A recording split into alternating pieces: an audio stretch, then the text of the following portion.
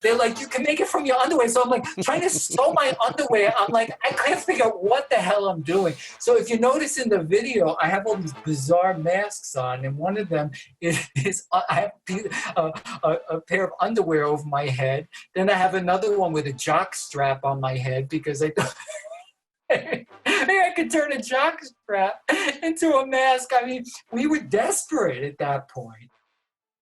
Today on Rainbow Country, a flashback to my 2021 interview with American queer artist, the Mangfather, Bob Katz, who joins me to talk about his pandemic-inspired album, 6 Cans of Olives. We'll find out all about the making of his current album and so much more. Hi, I'm Keegan Hurst, former professional rugby player, coach, raving homosexual, and you're listening to Rainbow Country with Mark Tara. Bob Katz, aka the Mangfather. Bob Katz, hi. Welcome to the show. How are you? I'm good. Thanks for having me today, Mark. I always say this, but thank you for being here to have your voice, your story be heard by the LGBT community and beyond. Bob Katz, aka the Mangfather, especially to talk about your new album, your new record, 6 Cans of Olives. I want to start here with you, but did you think you would be releasing an album during a global pandemic? Did you think that, Bob Katz? Yeah, it's pretty crazy, but actually, this was one of the things that I did to try to keep my sanity. You know, when this whole thing first started, I was actually working on a singer-songwriter album, and then I realized that when you do an album like that, you need contributions from outside folks, and it's not something you can kind of do so easily at home. But then I decided, as soon as it started, I said, you know what, I'm changing my focus. I'm going to do another hip hop album under the Mangfather, and it started with 6 cans of olives when I was in the grocery store and there was nothing to buy. And I saw a whole bunch of olives sitting there, and all of a sudden it just came to me. I said, "Oh my God, 6 cans of olives!" There's not just a song; there's an album in that. Yeah. So this new record, 6 Cans of Olives. How would you describe the sound, the sonic landscape of this record? Yeah, I would say, I guess most people would call it sort of old school hip hop. But me being me, it's sort of all over the place. It's I'm a genre hopper. I'm all over, and I just kind of do things my own way. When I'm making an album, I try not to listen to too much music, and I try to really just kind of see where things take me. And it's always surprising to see where things go, and it's fun. That's the fun part. What the heck is going to happen?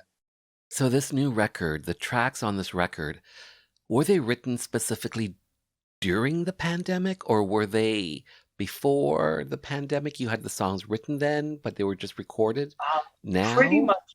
Pretty much all written during the pandemic. Okay. Some of them just kind of off the grid, which is seems to be. I did a video for it. It seems to be one of the most popular songs from the album. I had actually started the verse prior to this, several years prior. But I came back to it because I realized that it was so apropos for what was going on, and it was so all about, sort of living under the radar, living independently, and without a lot of means. So I thought that it would be it would work particularly well during the pandemic. And then, of course, I added some verses based on the pandemic. I think that came out pretty well. But most of the songs are actually written during the pandemic. Yeah. So do you have a home studio? I do actually. I have all my equipment here. Are you still writing on Logic? Yes, I do. I use Logic and Logic Pro, and I've got all my stuff here. I've got tons of instruments. I've got all kinds of stuff here. So I'm very lucky, that I can do this stuff here. And this new record, Six Cans of Olives, how long did it take to make this record? Well, I started it actually, I would say in April, and then I kind of just finished it maybe a couple of weeks ago. So it's a solid 10 months of work, I would say. It took a lot. I did it all myself, and I engineered it, I mastered it, I did really everything here. So it was a lot. Are you a political person? Well, how can you not be at this time? As I say in my, I added the mission statement. That's the first song on the album, and Well, that's what I added, was referring to, where you talk about Republicans. I added that. That's kind of the last song that I wrote because I said, you know what, I want sort of something sort of framing the album, and of course, how could you not be? As a LGBTQ person in this time, and it's you can't not be a political person. But I did. If you notice in the album, I addressed that in the album because I don't know about you, but I often find that like straight political songs can be very boring and sort of didactic, and I hate that. I like to write about stuff that people don't normally think about. Right. That's kind of where my head is at. Like olives. Right. And pickled garlic. But in the mission statement, I have this line. I got to admit, I love this line. If you want preaching to the converted, go to church. And but if you want raw unvarnished truth, I'll try to bring it. So I'm not preaching to the converted. That's just boring. But of course, I mean, but I said, if you don't realize that the Republicans are fascist thugs, there's something wrong with you. Like, if you need me to tell you that, there's really, I don't know what to tell you, But the man with a butt sandwich. So your past albums have been acoustic based, guitar based? No. My first album was called When Good Mangoes Go Bad, and that was, at that point, my artist name was Bob Katz, and that album was actually it's my first album. That was a folk rock album, and that was produced by Pete Kennedy. Yes. Pete Kennedy, and I seem to have veered off. From there, well, that's what I was getting at. Is your first record was folk oriented, guitar oriented, and you also do hip hop. And the question is basically, how do you consider yourself? What type of artist do you consider yourself? Seeing that there are such a range of musical genres. I call myself a singer-songwriter. That too seems to sort of put it all together.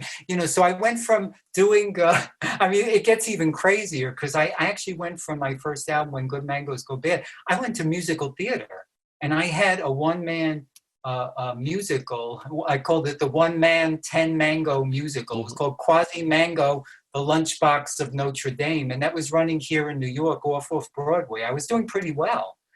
And what happened is I got a vocal injury during the run because it was such a stressful piece on my voice, and so I had to take a break from that. But I was like, well, what should I do? And so I started rapping, and because I couldn't sing, but I could talk. So the first rap song that I ever did, the first hip hop song, was Caught in a Butt Sandwich, and people went nuts over that. I was actually going to a songwriter group at the time. They forced me to do a video. They were like, because they know me. I'm not a technical person. I'm not a social media person. I do this stuff, but it's not me. It's not what I'm into. And they forced me. They were like, Robert, you got to do a video of this. We're going to kill you. And I was like, okay. So I did the video. I always do everything myself. So I did it all myself. And people went crazy over it. I couldn't believe it. All of a sudden, I looked at I looked at the feed. I was on Google Plus, and within the first couple of weeks, it had over 100,000 views. And I was like, oh my God, I guess I'm good at hip hop, And people started telling me, Robert, this is your thing. You should be doing more of this. So I kept going. I did, then I did The Good Old Days, which was also kind of, did pretty well. And I just kept going with that. And so that I had that whole album, Caught in a Butt Sandwich. And a lot of people kept saying to me, Robert, I think hip hop might really be your thing. So I was like, okay, I'll keep going, so 6 cans of olives. Here we go. Yeah. So there's a song on the new record called There Are Pieces of People on My Shoe. What is this track about? Okay, this is kind of crazy. So Jody Gray, he's an incredible singer-songwriter and mostly songwriter. He's really, really good. And he's worked with all these amazing people. He's written incredible songs. And at my first songwriting class I took with him, and he was telling this story about how he knew this guy and a police officer, and the guy came home 9/11 white as a sheet, and he said, there are pieces of people on my shoe. This was serious. He had been, he was at the site, and he was just so grossed out and freaked out and traumatized. So I heard this story and I'm like, oh my God. And then me being me, I was like, are you going to write a song about that, or can I borrow that? And he was like, no, take it. It's you. I was like, okay, I'm taking it. So so this song comes straight out of 9/11. And was that story relate to you recently? No, I mean, this was, it was a few years ago now. I always write things down. If you're a good songwriter, you're always writing things down. You're always taking notes. You're always trying, you're always thinking of things. So I had started this verse, and then I came back to it because I realized this is pretty powerful stuff. So I went back to it, and I don't know. It's interesting because I'm trying to figure out what the essential tracks are, what are the big hits, And it's funny because I've been letting a lot, fans and friends, a few of them listen to the album and asking them what their 3 top songs are. And this song actually comes up a lot. People seem to really like it. I don't know. It's pretty cool. I don't know what I'm gonna do. There are pieces of people on my shoe. There are pieces of people on my shoe. There are pieces of people on my shoe. So, Bob Katz, your last album, 2017's Caught in a Butt Sandwich. Previously, you were talking about the title track getting over 100,000 views on Google Plus. You got airplay on major stations, best of lists, including WTUL, number 6 hip hop release, Wire, number 8 top album list. So here's a question. Because of the success of 2017's Caught in a Butt Sandwich, did you feel pressure? Did you feel intimidated by approaching this new record, 2021's 6 Cans of Olives, especially during a global pandemic? Did you feel any pressure coming up with a follow-up record? That's a really good question. Yeah, a little bit actually, because what I realized in doing Caught in a Butt Sandwiches, I was like, wow, you need a hit. You gotta have to get some attention. You gotta have something that's kind of like a hit with people, that people are going to really listen to. And thank God, 6 Cans of Olives kind of has, at least at this point, sort of turned out to be that for me. Maybe not quite as big as Caught in a Butt Sandwich, but it seems to be a hit. One that kind of everybody likes. So So I feel very lucky in that. But yeah, that's there is some truth. I was like, 'cause I remember when I first started this, I was like, oh God, am I ever gonna have like a hit again? You know, am I ever gonna have like a song that everybody's into? Yeah. You Something going viral. yeah. But thank God I came up with this one pretty fast. I seem to be pretty creative. I have a creative mind. That's what I'm good at. So your debut album, 2010's When Good Mangoes Go Bad, you were talking about this earlier, produced by Pete Kennedy of the Kennedys, and they're a New York-based folk rock duo group, that sort of thing, especially like started back in the 90s. Oh yeah, How did you end up working with Pete Kennedy? How did that come about? Yeah, wow. This is just incredible. I mean, lucky me. I actually, you know, being a nervy New Yorker, I went to, actually, they did a concert in one of the big parks here in New York. They did a free show, and I went with my friend Rosie, bless her heart, rest in peace. And she actually, she knew Pete and Maura pretty well, the Kennedys. And so after the show, we went backstage and we went up to them, and they were talking about moving back to New York. At the time they were living in New England, and they were moving back to New York. And so nervy me, I walked up to Pete Kennedy and I said, could I don't know if you know this, but he's one of the great guitarists in the world. He's incredible. But I'm so nervy. I went up to him, I said, can I take guitar lessons from you when you come to New York? And he was like, he looked at me and he was like, sure, okay. You know. So I started taking lessons with him, and I was bringing in songs that I was writing. And he looked at me and he was like, you wrote that? And I was like, yeah, you know, and he was like, keep bringing in your songs, okay? You know, so I did. And one day I brought in a song, it was called Phone Call to Sprint. And he just looked at me and he was like, we have to record this right now. And I was like, this is how naive I was. Like, I was like, what do you mean? I didn't even really know what he meant by like, I didn't know how you record anything. I was like, well, what do we do? I don't know how to do this. You know, he was like, he stuck the mic in my face, you know, plugged in some wires, plugged in my guitar. And he was like, just play and sing. And I was like, okay. You know, so we did that, and you know, we added some production, and he was like, what do you think? And I was like, damn, that's me, you know, wow, sounds good.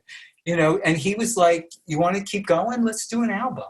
You know? Wow. And I was like, really? And he was like, yeah, I'd really like to do an album with you. And I was like, okay, great. So we did an album. It was really great. It was really fun. And I'm very proud of that album. I still get a lot of people coming up to me saying, you know, oh, that's still one of my favorite albums. And I'm very proud of it. You know? So, speaking of debuts, 2012, you made your TV debut by being on the show called The Real Radio Show. Yeah. The episode that you were on featured bodybuilder and actor Lou Ferrigno. How did that experience come to you? Oh man, that was a blast. You know, this is The Real Radio Show. It's run by a guy by the name of Frankie D, and you know, he's the host. But you know, the guys, you know, who were kind of sponsoring it were the guys from Twisted Sister. You know, Dee Snider and those guys, and they really liked the song When Good Mangoes Go Bad. So they contacted me and they asked me to be on the show, and I came on, and I will never forget this. Like, first of all, I was freaked out because, like, you know, I think heavy metal guys, I'm like, oh my God, you know, I'm a little guy, you can't tell, but I'm like, I'm not even 5'5", I'm really small. Oh, wow. And I was like, oh my God, they're gonna kill me. And you know, you hear all the stories about heavy metal people. Well, let me tell you, these are like the sweetest guys, and they're like totally like anti-drug and like they're like super healthy. And I was like, oh my God, these guys are so nice. And you know what it is? I think they get out all their aggression in their music. Right. Like these heavy metal guys are like the sweetest people. And so I came on the show and they really liked me. And I never thought, it's so funny because I never thought of myself as a comedian, but when they announced me, they said, and comedian Bob Katz. And I was like, oh my God, I have to be a comedian. Holy crap, what am I, okay, I can be a comedian. I'm a quick study, I can be a comedian. So like I tried to be funny. And then after the show, they came up to me and they were like, damn, Robert, you were good. You know, they said, you were better than that guy from, I forgot the guy's name, the guy, Howard Stern.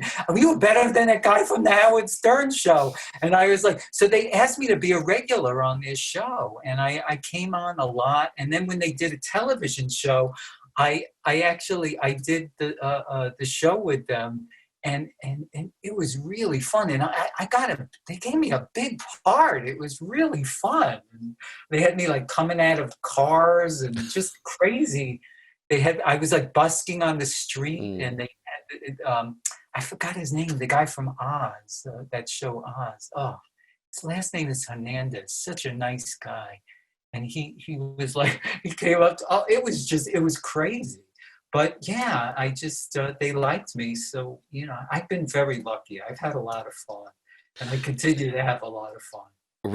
Random question for you, Yeah. Bob Katz. What does Marilyn Monroe, Judy Garland, you, and me all have in common? I have no idea, but I like being in that company. We're all left-handed. Oh, really? Now, wait a minute. I'm actually not left-handed. You're not left-handed? No, I'm ambidextrous. I'm actually ambidextrous. I play guitar. I play lefty guitar. It's in your materials. Oh, well, Pete said that because, you know, I play guitar lefty, so he assumed I was left-handed. I'm actually ambidextrous. I use both sides. Oh. So it's very weird. I write with my right hand. I play guitar with my left hand. I throw with my left hand. So what I figured out is like my left hand is my gross motor. It's my strength hand. And my right hand is the fine motor hand. But it's very confusing. And it really, my parents were so like freaked out by all that because my father's from like deep Transylvania, Romania. Like if you see fangs on me, that's why, you know, he's from Dracula country. And so he actually, you know, and this is like, I mean, he's not like, you know, he didn't have like tons of education. And like people back there, they thought that left-handed people were like the devil. You know, so when they thought that I might be left-handed, my parents were like very freaked out by that. You know, like, oh my God, he's like, you know, the devil, the devil child. Well, Judy, Marilyn, and I will allow you into our club. Okay, all right. Let's be devil children. So one of your original tracks is Woody Guthrie Gangsta Rapper. What is this song all about? Because it's pretty funny.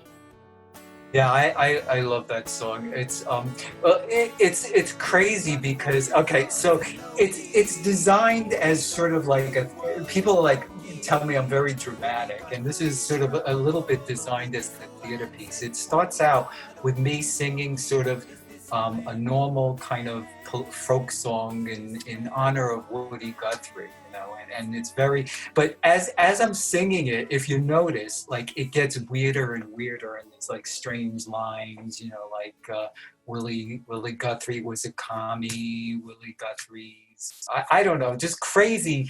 It gets weirder and weirder as I'm going along. And then all of a sudden, so when I perform this live, I love performing this. And when I perform it live, I'm just like playing the guitar and I'm being very straight-faced, you know, and I'm singing this ode to Woody Guthrie. And then all of a sudden, as I'm singing the chorus, this voice comes like out of the blue. And it goes like, hey, you, that's right, faggot, you know. And it's he's the voice of, it's supposed to be it's the ghost of Woody Guthrie. And then like Woody Guthrie takes over my body. And then I start like, and Woody Guthrie's like, what do you think? I'm still doing the same shit like 50 years later? Here's what I'm up to now, asshole. You know, It's a fun song. Like, yeah, it's really fun. And then it gets really political and really fun and, you know, really, really cool. And unfortunately, I mean, this is like, you know, I did this several years ago, even before we knew how horrible Donald Trump was. It has like a Donald Trump line. I'm ripping that what was the line? God, I'm snatching that rug off of Trump's big head. You know, it's, you know, but this is like even before we knew like what a horrible fascist he was. You know, but you know, it's a fun song. I love that song. I love performing it because people are like so shocked, and sometimes people are actually who don't know me and how crazy I am. People actually get scared. Like one time I performed it, and people were freaking out when they heard the voice, and they were getting mad because they thought there was somebody interrupting my show. Of course, I love that shit. You know, that's gold. You know. And I act very shocked when I hear the voice. You know, I'm big. I'm like, oh my God, what is that? You know. So, Bob Katz, were you or are you a clinical psychologist? Yeah, I am a clinical psychologist, and I was doing this for like, wow, a long, long time, like over 30 years. And yeah, I am actually. Yeah. So, being a clinical psychologist, has that, and having that background, has that helped you be a better musician, a better artist at all, or what? I think so, especially, you know, lyrically. You know, I'm very in tune with, you know, with where my head is at, and sort of like, you know, analyzing things and looking at things. And although I've always been like that. You know, but it definitely helps. It definitely helps. I mean, you know, people are always like, I get this all the time. You know, I'm not a young guy, but it's, you know, I have kids come up to me at shows all the time, young people, and they're like, you know, man, you really tell the truth. You know, I'm really down with, you know, a lot of my songs are funny, but a lot of them are not. You know, most of them are funny and not funny at the same time. That's my sweet spot. I love that. You know, but a lot of my songs are pretty raw. You know, I try to be truthful. You know, including with myself. I'm not.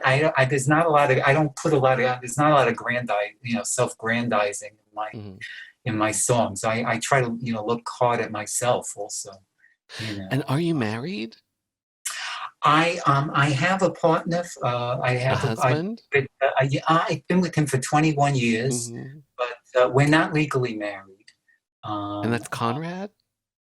Yeah, I've been with Conrad for over 21 years now. And is he still a teacher at Juilliard? He teaches at Juilliard. He's an That's incredible amazing. composer. He writes operas, and he's a fabulous, fabulous composer. If you want to hear some amazing music, at ConradCummings.com, just put his name in the computer, and you can get this site with like just his stuff is really, really beautiful. And how did you guys meet? We met in a chorus at the gay synagogue in the city, and you know, in Manhattan. And we kind of like, you know, we talked to each other on and off for like a year, which is nice. And I got to know him. You know, I was like, damn, he seems like such a nice guy. But you know, this is a good lesson for people. I think for both of us, we were not each other's type. You know, and you know, I noticed him definitely, and I thought he was like really nice. But you know, he wasn't like, you know, my typical person that I would go for. And same with him. You know, I know he normally, I think, goes for more preppy guys than me. You know, and maybe more smooth. You know, smooth. I mean, in terms of, I consider myself kind of, you know, I'm a native New Yorker. I'm kind of a little bit of a roughneck. You know, but you know, I think he typically goes for like a smoother social person who's smoother socially than I am. You know, but it's so, you know, when you meet somebody who's not necessarily your type, don't pay attention to them. Don't just say no. You know, I think a lot of people do that. You know, a lot of people say, "Oh, he's not, he's not hairy, or he doesn't have a mustache or a Yeah, beard." and they move on. You know, yeah, you know what I'm talking about. Or he's not smooth. You know, man, I'm naturally a hairy person, and I got a lot of shit in the gay community for being, for having body hair. I remember one time I was in Cape Cod. I was in Provincetown, and I was like, and I took off my shirt. And I think I'm in pretty good shape. I thought, oh, I have a nice body. And I heard this guy about these guys like, oh God, look at that guy. He's so hairy, like an ape. Ugh. And I was like, damn, people are mean. Wow. Body shaming the Mangfather. What the hell? I don't know if it's as bad now, but people used to do a lot of that stuff. We had bars here in New York where, like, if you weren't like smooth, people were not nice. And then you go to like the leather bars, and the leather queens would be like, would look at you if you weren't wearing the right clothes. And I think one time I came in, I had cologne on, and they wouldn't let me in because I had cologne on. I'm like, seriously, dudes, come on. So the name, the Mangfather, how did that come about? Well, I on that album on Caught in a Butt Sandwich is a song called "Enter the Mangfather," and it's it's basically it's the Godfather as a mango, and I thought As a mango? yeah, and I just thought that's a really cool name, the Mangfather. I was like, that's me. I should be. That's my hip hop name. I like the Mangfather Bob, and I kept Bob Katz because I want people to know who I am. So I kept the Mangfather Bob Katz because my original artist name was Bob Katz. So I didn't want to lose people, so people know who I am. So, yeah. 6 Cans of Olives. Talk to me about this song and why you made this song the title track of this 2021 record. Yeah, well, it was the first song that I wrote, but to me, it just kind of summed up things. It was like, I seriously, I was not ready for this, even though, hey, I was in New York, I was in the epicenter, and, I'll tell you the truth, in my neighborhood here, things are still really bad. But so I wasn't really prepared for what was happening. And when they started talking about lockdown, and I was like, oh, what? And I'm like, I better go to the grocery store. I got to step up, So I went to the grocery store, and I'll never forget this. This is like a big store. This is like a, one of the, ShopRite. This is like there was barely anything in there. And I thought, oh my God, what am I going to eat? So I'll never forget this. I got 2 loaves of bread. Mm-hmm. I got 3 cans of peanut butter, and then I'm like, what else is in here? My God, there was like nothing else in there. And then I looked around, but there was one shelf that was full. And what was it full of? It was full of olives. So I thought, what the hell? Am I going to be eating olives? Do you like olives? So, olives. They're okay, but you can't do that much with olives, And, I'll tell you that even though I'm very thin now, I'm an old Weight Watcher, You can tell if you listen to that song, It's in the Genes. And it's all about my struggle with weight, with my weight. And so, like, if you're a Weight Watcher, you're like, olives are the enemy, because olives are like, a certain number of calories each one. So you can't eat too many olives, So I'm looking at the olives, I'm like, oh my God, what am I going to do? But then in my head, being an artist, all of a sudden this 6 cans of olives just popped up. And this idea that, like, what happens if that's the only thing that you can eat? That's the only thing in the store. So I thought, oh, okay. And it was very visual to me. So that's why I came up with that video. And you'll notice in the video, there's a whole thing around masks, because at that time, first we were being told in the States here, we were being told, don't wear a mask. You don't need a mask. Mhm. And then all of a sudden, there became this hysteria. You got to have a mask. Now, by the time with the hysteria came out, there were no masks to be had. Mm. So here I'm like trying to figure out on YouTube how to make a mask. Make one out of my underwear. They're like, you can make it from your underwear. So I'm like trying to sew my underwear. I'm like, I can't figure out what the hell I'm doing. So if you notice in the video, I have all these bizarre masks on, and one of them is I have a pair of underwear over my head. Then I have another one with a jock strap on my head because I thought maybe I could turn a jock strap into a mask. I mean, we were desperate at that point. It was crazy. Yeah. And now they're saying it's not a bad idea to wear two. Now you got to wear two masks. I'm like, but what? I know. And then they're like, get an N95. But like, then you're not supposed. It's been insanity. It's been here. It's been absolute insanity. And so like this was the video and the song were about like trying to deal with this insanity. Yeah. And I don't know about you, but I gotta laugh. I can't.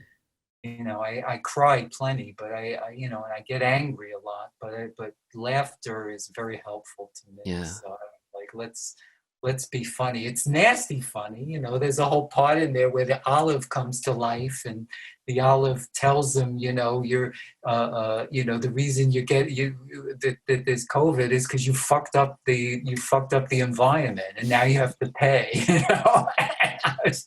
I forgot. Mark, can I say the F word here? Yes, you just did. Okay. I know I did. So.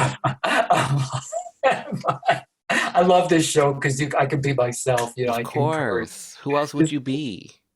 Most radio shows you can't curse, so like I'm always like having to shut my mouth. Oh God, what did I just say? Well, I have to say, Bob Katz, aka the Mangfather, it's been fun. I've been playing your music for a while, for a few years now. Mark, you have been such a big supporter, and I thank you so much for this. And when I thought about doing a CD release show, the first person I thought of was you, because fun! You're a supporter of my work. And you got me into Canadian radio, which has been so cool. I've been like actually getting a lot of play in Canadian radio because of you and because of the Earlink distro that you told me about to sign up. Yeah, and CRA. Yeah. I got to say, in Canada, what I love is it seems to be a more level playing field for independent artists. Here in the States, there's a lot of pay to play, because I guess it's because there's like no funding from the government for the arts. So stations are so desperate for money that they have to like, sometimes charge money or you only work with like the big labels that have money. Payola. Exactly. So here it's not a very level playing field. Even stations that I thought were independent turned out to, I found out later, were not. That they actually wanted money. And I'm like, oh God, But in Canada, it just seems to be a much more level playing field. And if you have good work, you can get played. Which is so cool. Yeah. I think it's beautiful. It's a beautiful thing. Well, like I said, thank you so much for your artistry, for having your voice be added today, and thanks for sharing your voice and your story, Bob Katz, aka Mangfather. Mark, thank you so much for having me. And, good luck with everything you're doing, and congratulations. You're doing terrific, and it's so beautiful to see and so well deserved. Thank you. Congrats to both of us. Beautiful. Yeah. Thank you. 6 cans of olives, 6 cans of olives. What you gonna do with 6 cans of olives? They taste so nasty, they should probably be abolished. Yes, I gotta live on 6 cans of olives. Guess I gotta live on 6 cans of olives. Guess I gotta